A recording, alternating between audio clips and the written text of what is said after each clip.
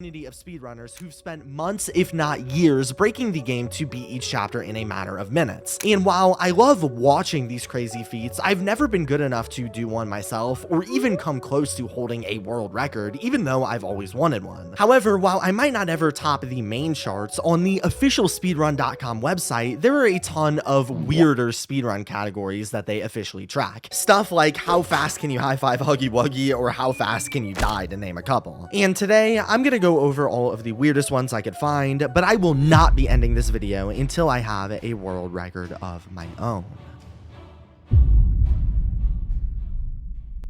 The first speedrun I want to check out takes place in chapter 1 called Buttons %. To explain this extremely complex and difficult speedrun, basically you start by entering the code to the security room, and that's it. The current world record holder was able to complete the run in 4 seconds and 83 milliseconds, and while the record itself might look pretty easy, when I tried it myself, I quickly realized that this was not going to be a walk in the park. And go. Green, pink, yellow, red. Green, pink, yellow, red. Green, pink, yellow, red. No! No! No! Green, pink, yellow, red. This is gonna be hard. After trying some more on my own a few times, this was the best score I could get. Green, pink, yellow, red. Green, pink, yellow, red. Green, pink, yellow, red. Green, pink, yellow, red.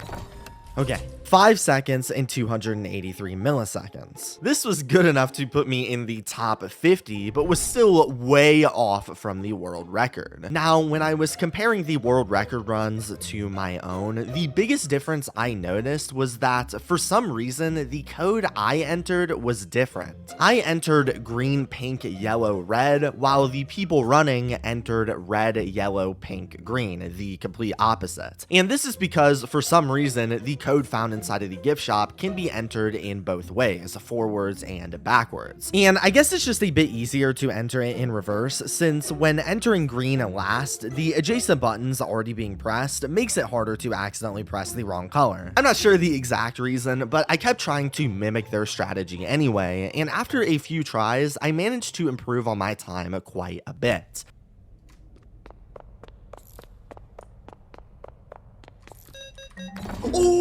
Oh, that was so quick.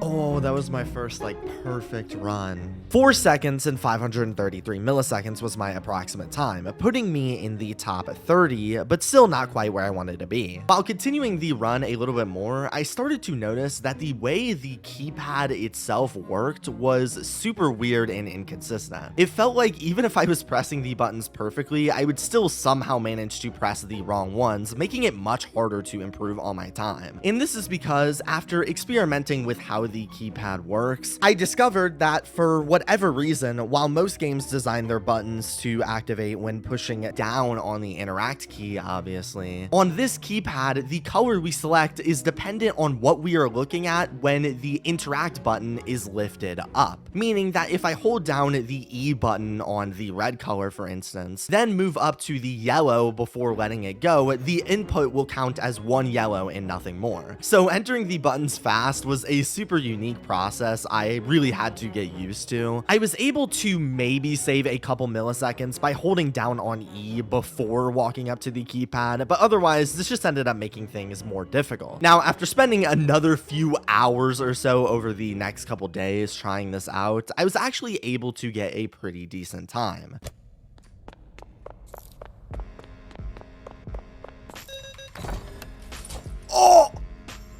Oh, that was insane. 4 seconds and 283 milliseconds, ranking me all the way to 16th place. Now, after analyzing this run to see what I could improve on, from the naked eye, it looks basically perfect. However, when slowing it down, I saw that I hit the red and yellow buttons perfectly, but slightly overran the pink and green buttons, which in a run this precise is the difference between 16th place and the world record. Now guys, from here, I spent another few few hours trying to improve on my score. However, that was the best I could do, so I submitted my run, officially getting 16th place. But remember, I won't be ending this video until I have a #1 record in the world, so for now, let's move on to the next one. But before moving on, while making this video, G Fuel and Fresh Patch sent me this box that when opening was filled with a bunch of real grass, no I'm not joking, to remind me to touch grass, but also to remind you that you can get 20% off everything on the G Fuel website using code SHEEP. This includes the official Poppy Playtime G Fuel flavor or any other delicious flavors, including the Touch Grass tub. Yes, it actually exists. All of it for 20% off. Just use the link in the description and you'll get a big discount while also supporting me. But now that my yearly grass touch is completed, back to the video. So sticking with chapter 1 for a moment, I wanted to talk about high 5%, which is essentially where you try to give the Huggy Wuggy statue a high five as quickly as possible. Looking at the #1 record holder, first they spawned in and entered the security code like in the buttons %, then they immediately pause, which doesn't count against their timer, and reopen the game, which spawns them past the door opening animation, saving a few seconds. Next they grabbed the grab pack VHS tape and entered it into the TV, where they take advantage of a glitch in the game, being that if you enter the grab pack tape, a skip button will appear at the bottom right when it starts. But if you hold down on the skip button before pausing the game, the tape will still skip while paused, but the timer won't be running, saving a few seconds. Next, they simply grabbed the grab pack, opened the lobby door, reloaded the game once more to speed up the door opening process, then finally high-fived Huggy for a world record of 21 seconds and 200 milliseconds. Now for me, after already spending a lot of time on the buttons part of the speedrun, which was a big chunk of it, I was able to do this one much easier, but it should also not be a surprise that the current world record holder also holds a top 3 spot in that run. After practicing the text for a little and giving this a few tries myself, I was able to come up with something decent.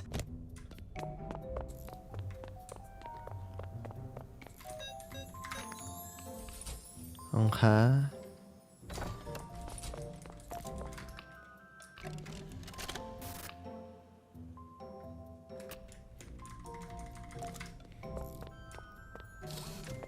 Nice. Okay, that was pretty decent. I feel like I could have done it a bit quicker, but not bad. 24 seconds and 100 milliseconds. This would immediately put me all the way up to the top 4, way better than the last one. However, despite the good start, improving on my score from here would prove to be pretty difficult. With the run being so short, there wasn't really that much I could do to improve on my time, so things became pretty stagnant here. But I didn't want to stop until I at least got in the top 3, and after trying for another little while, I got this run. Nice. Come on, get the high five done. Oh, I believe I got it. That was a very good run. No, past sheep, you did not get it. At 23 seconds and 649 milliseconds, it was a pretty good run, but was still a little bit behind 3rd place. Regardless, I kept trying, and a big mistake I also realized was that I completely forgot to load the game after opening the lobby door. So that definitely saved a few milliseconds, and from there, I was finally able to get a better score.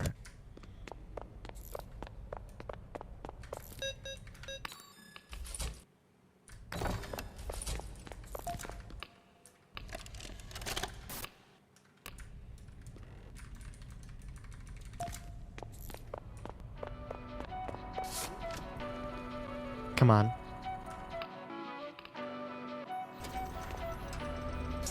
There we go. Oh, that was really good. I think that might be as good as I'm gonna do. 23 seconds and 316 milliseconds. This run would have put me in the top 3, which is insanely good. But the only problem was that from what I've gathered, because I used reloading tricks in the run, which are impossible to precisely time down to the frame because loading times are dependent on what computer the runner is using, they would only accept runs that use the official live split timer that most runners use because it can automatically track and and remove the varying load times itself. And while I did actually use this timer, I didn't record it because I wanted to add my own for the video. So this run was ultimately rejected, and whether or not I got the score is left up to a mystery. But either way, it wasn't a world record. So to get that, I had to move on to the next category. So moving into chapter 2, the next speedrun I wanted to try is the death percent, where, as you could guess, the player has to try and die as fast as possible. There's a couple variations of this record, but the one I'm going to be trying is the inbounds death percent. Now, while this one might sound like the simplest and is the least weird category in this video, shockingly, this one was by far the hardest so far. So first, going over the current world record, the player spawns in and immediately begins exiting Poppy's room. While doing so, they grab one of her pillows and perform a complex glitch involving jumping and pulling at the right time, causing the pillow to launch them down the hallway. Next, they make it to this grapple, where another glitch is performed involving grabbing the grapple, holding space, then spamming the grab pack button as fast as possible, which causes the player to fly down depending on how fast they click. The runner then grabs the office key, performs the glitch to go down the hall again, then they enter Ludwig's office after jumping into his vent and making it into the power room. Normally, to activate the power, you have to wait for Poppy to finish a couple long lines of dialogue to grab the starting socket and begin the puzzle. But there's actually a glitch in the game where if you shoot at the end socket, that normally is ungrabbable, and instead hold down on the mouse button, the grab pack will stick to the socket and allow the player to wrap around the wires early, so that once Poppy finishes speaking, shooting the start socket completes the circuit instantly, saving a decent chunk of time. Next, they exit through the vent, performing a glitch where they grab onto the handle from inside, and after climbing up the vent ramp, they do the same grab pack spam thing used on the previous grapple that this time shoots their momentum out of the office a bit quicker. Next, they simply exit Ludwig's office, power up this gate, and grapple themselves into the pit where the time stops. 1 minute, 8 seconds, and 700 milliseconds being the record. Now it was time for me to make my own attempt at the run, but man, I was not expecting it to be this difficult. I practiced all of these techs for multiple hours before then trying the run for myself, but I struggled quite a bit. Because for one, the hallway grapple glitch is super annoying. The glitch can only be performed when playing the game at 30 frames per second, which is way choppier than what I'm used to, leading to moving around in general being difficult. Plus, when actually performing the glitch itself, spamming the grab pack fast enough can often be super tricky, and trying to shoot myself in the right direction without hitting something is even harder. Secondly, a couple of the tricks I simply just struggled to do at all. Like, I could never get the pillow glitch to work properly or the vent glitch mentioned previously. However, after looking at some of the other top runs, I saw that some people didn't even end up needing to do these glitches at all, so for now I just chose to skip them and we'll revisit them later. But thirdly, besides all of the various different tricks, even if I did get them all to work properly, which was very rare, this was still the first version of chapter 2. So it was super common for things to glitch out and just stop working, especially with the grab packs that would get stuck on things all the time. But with that being said, after doing this a few times, I managed to get one decent run here.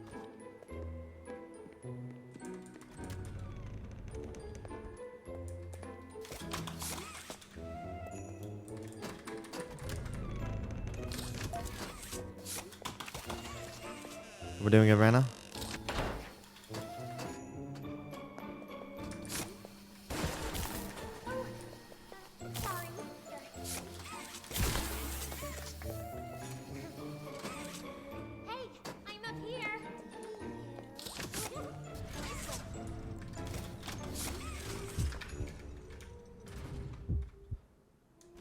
Dang.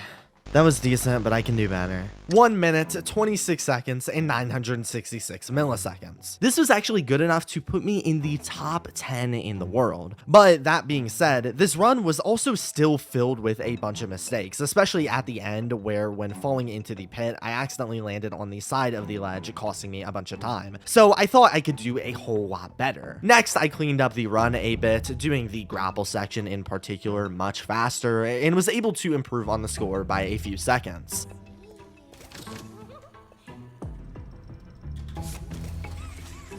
Oh, that was so good. Oh, that was really good. 1 minute, 16 seconds, and 650 milliseconds. This brought me all the way up to 7th place, which I was pretty happy with. And feeling confident, I even revisited the pillow and the vent glitch I originally skipped. Eventually, I ended up giving up on the pillow glitch for good because I have no idea how it works, and it was clearly well above my skill level. I couldn't even really get it to work once. But after some trial and error, I managed to get the vent glitch to work pretty consistently, allowing me to eventually get my final personal best.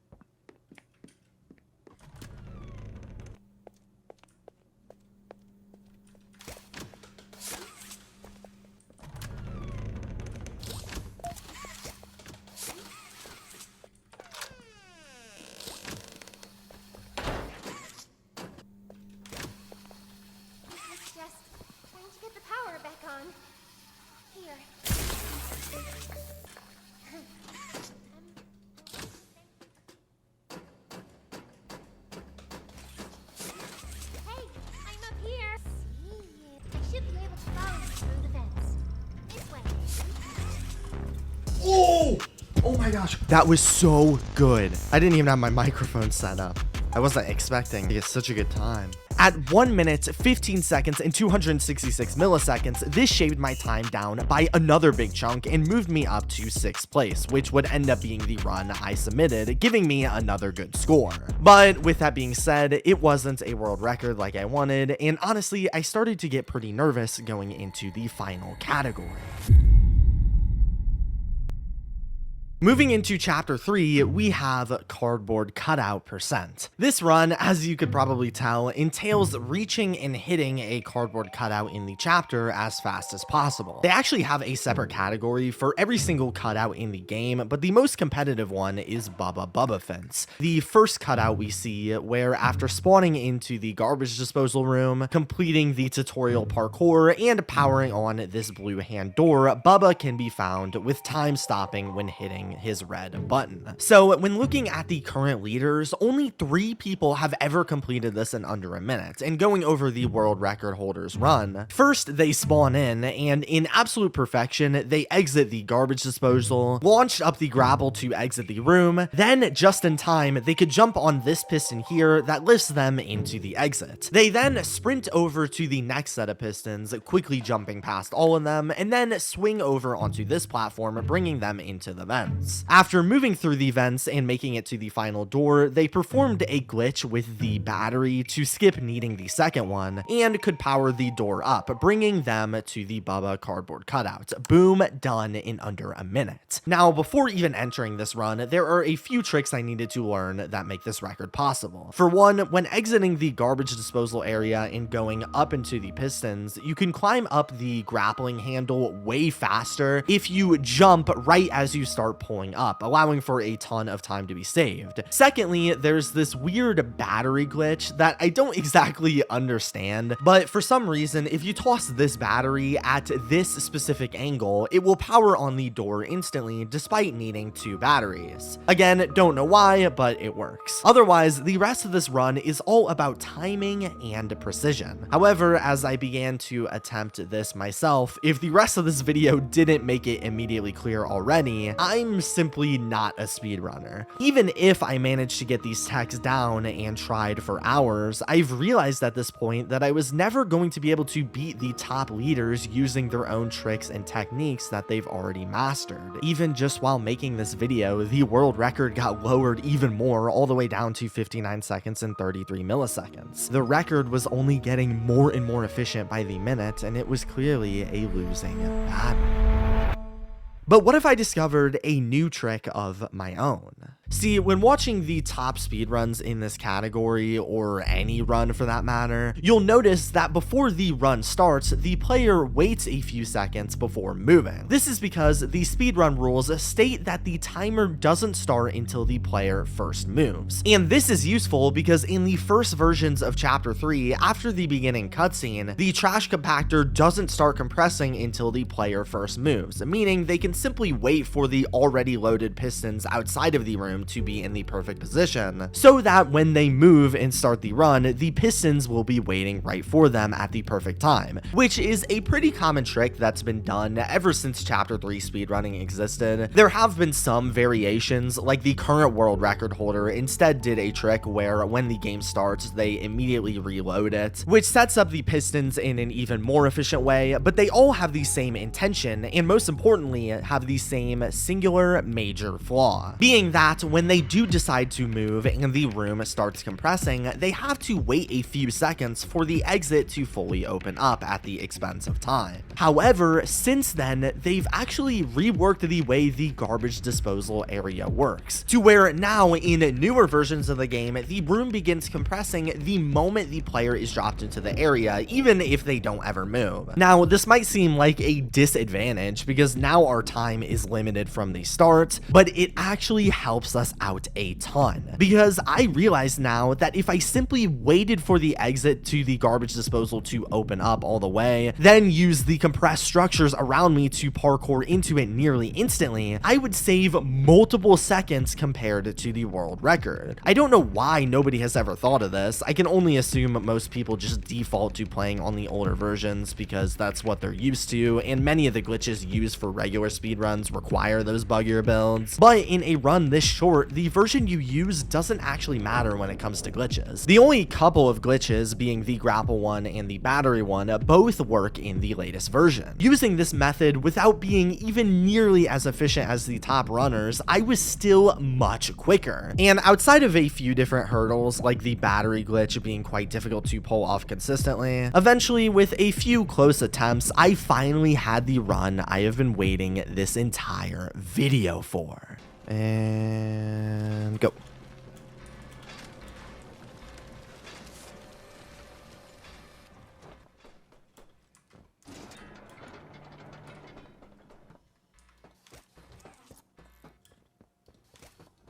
So far, so good.